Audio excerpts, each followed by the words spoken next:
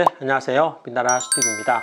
오늘은 해외여행 중 내 수화물이 도착하지 않거나 또 지연되거나 또는 파손됐을 때 어떻게 하면 되는지, 어떻게 하면 내 피해를 최소화하고 또 내가 받을 수 있는 혜택은 최대로 받을 수 있는지에 대해서 제 경험을 통해서 말씀을 드리려고 합니다. 저도 사실은 이번에 이런 경험을 하기 전까지는 나한테 이런 일이 일어날까? 설마 뭐 이런 일이 있겠어 이런 생각이 있었는데 실제로 이런 일을 당하고 보니까 정말 당황스럽고 그리고 어떻게 해야 될지 모르겠더라고요. 그래서 막 인터넷이나 뭐 여러 가지 자료를 통해서 정보도 많이 얻고 했는데 그런 것들을 제가 다 정리해서 이렇게 한 개로 만들었습니다. 그래서 오늘 하나하나 좀 정리해서 제 경험을 베이스한 실질적이고 현실적인 내용을 여러분들에게 말씀을 드리겠습니다. 뭐 이런 일이 일어나지 않으면 제일 좋겠죠. 그렇지만 또 어떤 일이 있을지 모르니까 특히 요즘은 또 해외여행도 많이 가시고 하니 제 영상을 통해서 이런 경우가 생겼을 때 어떻게 해결하면 되는지에 대해서 말씀을 드리겠습니다. 우선 제가 이번에 경험한 내용을 좀 간단하게 말씀드리면요. 저는 이제 인천에서 이제 핀란드 출장을 갔다가 이제 한국으로 돌아오는 일정이 있었는데 핀란드에 도착을 했는데 피네에서 제 수화물을 챙기지 못하고 이틀 정도 지연된 사건입니다. 지난 제 핀란드 영상을 보시면 아시겠지만 정말 그 기온이 영하 10도, 13도 그리고 체감 온도는 영하 20도에 이르는 그런 강추위 속에서 이제 수화물 없이 이틀 동안 버틴다는 게 정말 힘들고 어려웠습니다.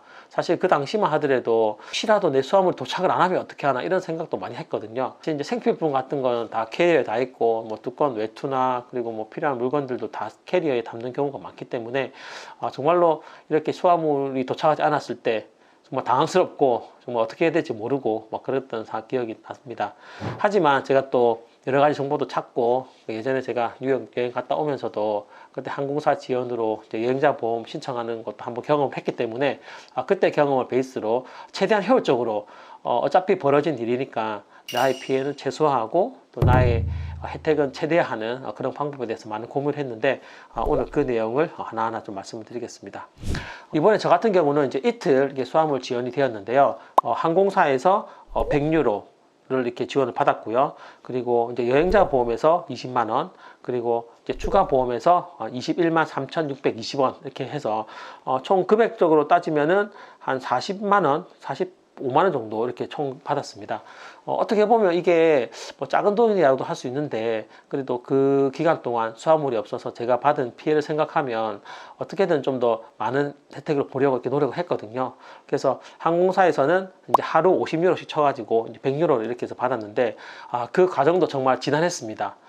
피네아 같은 경우는 따로 별도 웹사이트가 있더라고요. 그래서 이런 클레임을 핸들하는 이제 웹사이트가 있는데 물론 이제 한글도 지원이 되고요. 그래서 거기서를 통해서 수화물 태그 보도라든지 그리고 수화물 지연됐다는 증명서를 공항에서 받은 뭐 번호도 입력하고 수화물 태그도 보내고 해서 그쪽에서 다 연락을 하더라고요. 그래서 뭐 소통은 좀 비교적 잘 되는 편이긴 했는데 결론적으로 이 수화물 지원 보상금을 받는 데까지 한 4주 정도 소요가 됐습니다. 우리나라 대한항공이나 아시아나 같은 경우는 뭐 전 세계 24시간 서비스를 하고 있기 때문에 뭐 시차 상관없이 뭐 언제나 연락해서 뭐 문의도 할 수 있고 또 지원도 받을 수가 있는데 좀 외국 항공사 같은 경우는 좀 그런 부분에서 좀 어려움이 있는 것 같습니다. 그래도 뭐 한국에 취항하는 항공사 같은 경우는 대부분 또 한글을 지원하기 있기 때문에 그런 부분 참고해서 뭐 한글로 이렇게 문의하시면 될 것 같고요. 저 같은 경우는 최대한 좀 디테일하게 뭐 내가 지금 이런 상황이다. 핀란드에 도착했는데 외투도 없고 생필품도 없어도 정말 어렵다. 뭐 이런 것들의 형태의 메시지를 많이 보냈고요. 뭐 그런 것들이 결론적으로는 크게 뭐 참작이 되지는 않았는데 항공사에서 제공할 수 있는 최대 금액을 지원을 받게 되었습니다. 그래서 뭐 100유로 해서 환율 포함해서 한 14만 원 정도 이렇게 받았는데 사실 뭐 저는 그렇게 만족스럽지는 않아요. 왜냐하면 조금 더 받았으면 하는 생각도 들었는데 특히 수화물 지원 같은 경우는 그 어떤 뭐 보상의 개념이 아니라 실비 개념이거든요. 그래서 내가 현지에서 수화물 지원으로 인해 발생한 그러니까 수화물 안에 들어있는 물건이 없어서 불편을 겪은 것에 대해서 현지에서 구매한 비용을 주는 실비 개념입니다. 그래서 내가 현지에서 마트나 아니면 뭐 생필품점에서 뭐 양말이라든지 속옷이라든지 그리고 뭐 이런 의료들 그 내용에 해당되는 금액만 이렇게 지원을 해주더라고요. 그래서 특히 보험사 같은 경우는 그 영수증 내용도 다 보기 때문에 여러분들이 수화물 지원돼서 이제 그 수화물을 찾고 있는 기간이라면 해당 날짜에 지원되는 금액이 얼마인지 또는 한번 발생했을 때 지원되는 맥스 금액이 얼마인지 보시고 이제 그 금액에 해당되는 뭐 생필품, 특히 치약, 칫솔, 뭐 면도기, 뭐 양말, 뭐 이런 것들, 티셔츠 이런 것들 있지 않습니까? 그런 것들을 최대한 구매하시고 그 영수증을 잘 챙겨 놓으셔서 이제 그걸 이제 보험사에 청구한 형태로 진행을 하시면 됩니다. 저 같은 경우는 항공사 같은 경우는 그렇게 특별하게 자세히 안 보시더라고요. 제가 구매한 금액이 뭐 한 200유로 이상 넘었기 때문에 그 금액을 다 인정해 주셔서 이제 맥스로 받을 수 있는 20만 원을 제가 받았는데, 보험 같은 경우는 실제로 그 안에 있는 항목들을 다 보더라고요. 그래서 그 다 보고 다 제할 거 제하고 실제로 그 보험사에서 판단한 생필품적인 요소만 포함을 해서 이렇게 금액을 받았습니다. 근데 뭐 결론적으로 받은 금액이 뭐 20만 원이 넘었기 때문에 좀 상한이 있나 없나 이건 좀 궁금하긴 하더라고요. 여러분들이 꼭 아실 부분은 이제 수화물이 없다, 수화물이 지연이 됐다 했을 경우에는 일단 공항 현지에 있는 항공사 카운터에 가서 그 해당 리포트를 먼저 꼭 받으셔야 됩니다. 저 같은 경우도 한 2시간 정도 이제 수화물을 기다리다가 결국 못 받아서 이런 이제 리포트를 하나 받았거든요. 그래서 이 리포트를 받아서 한번 스캔해서 일단 그 파일로도 저장을 시켜 놓고, 그리고 슈퍼마켓 이런 데서 이제 구매한 그런 영수증들 12개를 이렇게 준비를 했습니다. 그래서 이것도 나중에 보험사에 청구를 했고요. 그리고 이제 나중에 이제 수화물 지연에 따른 이제 서류도 이렇게 받고 해서 관련 서류들은 일단 다 챙겨 놓으시는 게 좋다고 생각을 합니다. 사실 이제 2022년에 그 유럽에서 수화물 대란이 있었어요. 이제 자료를 찾아보니까 코로나가 풀리면서 여행객이 급증했는데 코로나 때문에 감축된 인력이 회복되지 않으면서 이제 수화물들을 제대로 찾지 못하는 그런 사태가 있었습니다. 이렇게 수화물이 지연되거나 이제 분실이 되면 항공사에서는 이제 일일이 수화물에 붙어 있는 태그 번호, 그리고 수화물 크기, 색상, 그리고 이제 수화물을 열었을 때 그 안에 어떤 물건들이 있는지를 다 물어보더라고요. 그래서 그런 정보들을 다 입력해서 사람이 일일이 그 수화물을 찾는다고 합니다. 그런 방식으로 그 넓은 공항에서 내 수화물을 찾을 수 있을까 이런 약간 의문도 있었는데, 실질적으로 공항에서 또 항공사에서 수화물을 잃어버릴 확률은 정말 작다고 하더라고요. 그래서 대부분 뭐 48시간 이내에 수화물을 찾아서 원하는 배송지까지 배송을 해줍니다. 저 같은 경우도 이제 같이 오신 분들이 이제 핀란드 헬싱키에서 뭐 스타트업 행사하시는 분이 있었고요. 다른 분들은 이제 겨울철 로마니에미로 여행하는 경우가 있었는데, 한 분은 이제 실제로 그 행사장에 있는 곳까지 이렇게 배송을 해주셨고요. 그리고 이제 로바리에비까지 가신 분은 이제 로바리에비에 있는 그 숙소까지 수화물을 가져다 주었다고 합니다. 그래서 원하는 장소까지 갖다 줄 수 있으니까 뭐 어디든지 개의치 마시고 내가 수화물을 받고 싶은 장소까지, 또 다음 일정이 있으시면 그 다음 일정의 주소지까지 바로 병위하시면 지연된 수화물을 받을 수 있다고 이렇게 생각을 하시면 되겠습니다. 그리고 또 한 가지 아실 부분이, 이 수화물 지연 비용 보상이라는 것은 그 현지에서 내가 거주하고 있지 않은 지역에서 일정 기간 지낼 수 있는 생필품을 지원해주는 제도입니다. 그렇기 때문에 내가 만약에 한국에 거주하고 있는데 외국에 가는 비행기에서 이제 수화물이 지연이 됐을 경우에는 이런 금액을 지원받을 수 있지만, 만약에 외국에서 한국으로 돌아오는 비행기에서 수화물이 지연됐을 때는 그 생필품들이 한국에 다 있다고 판단을 하더라고요. 그래서 그런 경우에는 이 수화물 지연 보장이 없으니까 한 가지 참고하시면 될 것 같고요.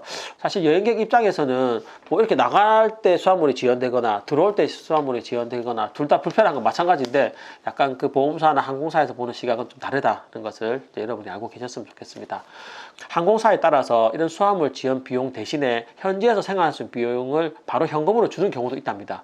이런 경우는 먼저 항공사에서 말을 하지 않고요. 그 여행객이 이제 먼저 이런 지원이 없느냐고 물어봐야지 그때서 있으면 이제 알려준다고 하니까, 저 같은 경우는 그걸 뒤늦게 알아서 물어보지 못했는데, 만약에 수화물이 지연됐을 때 현지에서 이런 것에 관련된 뭐 현지 보상금이라든지 뭐 지원금을 바로 받을 수 있는지도 한번 물어보시면은 또 혜택을 받아보실 수 있을 것 같습니다. 제일 중요한 것은 일단 수화물에 있는 태그 번호, 이건 꼭 잘 챙겨 놓으셔야 되고요. 그리고 그 항공권에 붙여주는 수화물 태그 말고 그 수화물에 붙여놓는 그 태그 있지 않습니까? 그것도 꼭 챙겨 놓으시고요. 그리고 수화물이 분실되지 않거나 또 지연되지 않기 위해서는 캐리어 같은 경우, 특히 고가의 캐리어 같은 경우는 이제 구매 영수증을 잘 보관하고, 그리고 품질 보관서도 보관해서 뭐 해당 캐리어가 파손됐을 경우 또 지연됐을 경우 이제 캐리어의 가격을 정확하게 측정할 수 있는 근거가 되니까 뭐 구매 영수증이라든지 품질 보증서를 보관해 주시는 걸 권해드리고요. 그리고 캐리어에 이름표를 달고 또 전화번호도 이렇게 꼭 적어 놓으시는 걸 추천드립니다. 그리고 요즘 보면 캐리어들이 정말 비슷하잖아요. 나온 상품도 비슷하고 사이즈하고 크기도 비슷해서 헷갈리는 경우가 있는데 나만의 캐리어를 구분할 수 있도록 뭐 작은 리본을 단다든지 좀 특색 있는 커버를 씌우는 것, 그것도 추천드립니다. 그리고 수속하기 전에 캐리어를 열어서 캐리어 아예 내부의 모습을 좀 사진으로 찍어 놓는 것도 좋은 방법이라 하더라고요. 외부 모습, 내부 모습 이렇게 사진을 좀 찍어 놓으시고요. 그리고 수화물 태그라든지 그 다음에 기중품 같은 경우는 기본적으로 수화물에 넣지 않게 되어 있습니다. 그래서 만약에 수화물이 분실됐을 때 이제 바르샤바 규약이나 또는 몬트리올 규약에 따라서 최대 1kg에 20불 또는 이제 180만 원까지 이제 지원을 받을 수가 있는데 그때 고가의 물건들은 기본적으로 포함이 되지 않는다고 알고 계시고요.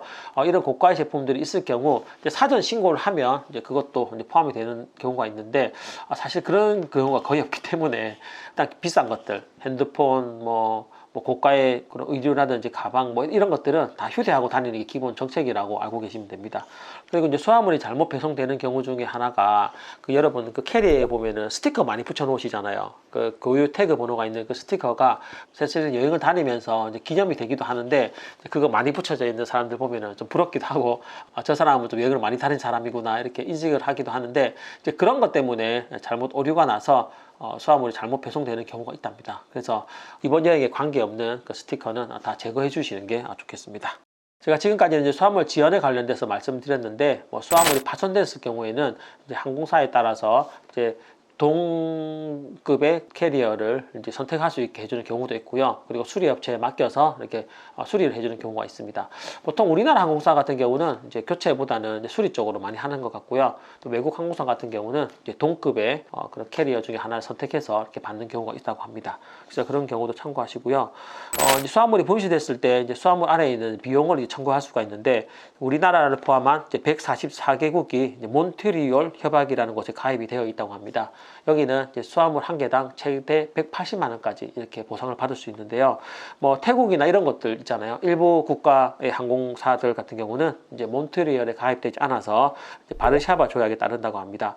그래서 바르샤바 조약 같은 경우는 이제 그냥 가치에 상관없이 1kg에 20달러로 이렇게 정해져 있다고 합니다. 그래서 예를 들어서 20kg짜리 뭐 수화물이라고 하면은 그냥 뭐 한 400불 정도, 한 50만 원 정도밖에 보상을 못 받는 경우가 있으니까 이 두 개의 규약에 대해서 좀 알고 계시면 보상받을 때 좀 도움이 될 거라고 생각을 합니다. 네, 오늘은 제가 최근에 경험한 항공기 수화물 지연 사건에 대해서 설명을 드렸고요. 실제로 이런 일이 일어났을 때 현지에서 어떻게 대응해야 되는지 그리고 제가 보상받은 내용까지도 다 말씀을 드렸습니다. 물론 이런 일이 일어나지 않길 제일 바라는데요. 또 사람 일이라는 게 또 어떨지 모르니까 또 이런 얘기도 한번 들어놓으시면 언젠가 도움이 되지 않을까 싶고요.